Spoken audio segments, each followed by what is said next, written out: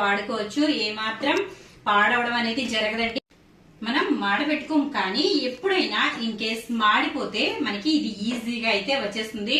మనకి డీప్ ఫ్రైకి అయితే చాలా బాగుంటాయండి. మనం గారెలు వేసుకున్నా ఏదైనా సరే ఆయిల్ మరకలతో సహా ఈజీగా వదిలిపోతుంది. స్టీల్ అయితే మనకి మనం చెప్పక్కర్లేదు కదండి, చాలా బాగుంటుంది.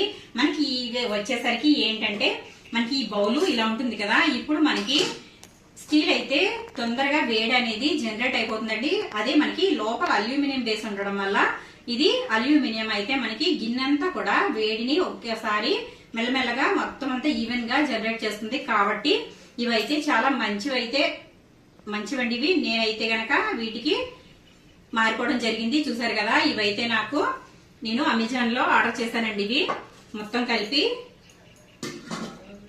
కలిపి నాకు ఇవి 5,000 అయితే పడ్డాయి. ఇవి మనకి కొంచెం రేట్ ఎక్కువైనా సరే ఈ విధంగా తీసుకోవడం